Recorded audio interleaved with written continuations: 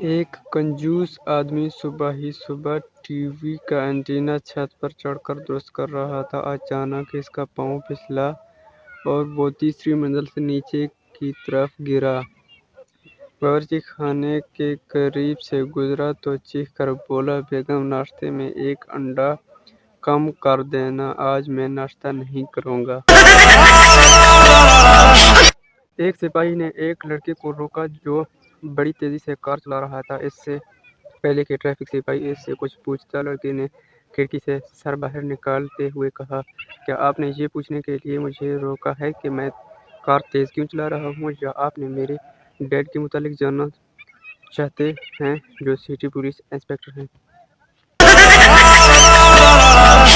ایک ہوٹل کے باہر لکھا تھا، یہاں حسب خواہش ہر قسم کے کھانے تیار کیے جاتے ہیں۔ ایک آدمی نے اس بات کو آزمانے کا فیصلہ کیا اور اندر داخل ہو کر ویٹر کو آرڈر دیا، ہاتھی کے 2 کباب لے آؤ۔ ویٹر آرڈر لے کر چلا گیا اور کافی دیر بعد آیا تو پریشان دکھائی دے رہا تھا۔ اسے سامنے پا کر آدمی نے غصے سے کہا، میں اتنی دیر سے انتظار کر رہا ہوں، کیا ہاتھی کے کباب نہیں مل سکتے؟ ویٹر نے ادب سے جواب دیا، جناب مل تو سکتے ہیں مگر مینیجر صاحب کا کہنا ہے کہ ہم صرف 2 کباب کے لیے ہاتھی ذبح نہیں کر سکتے۔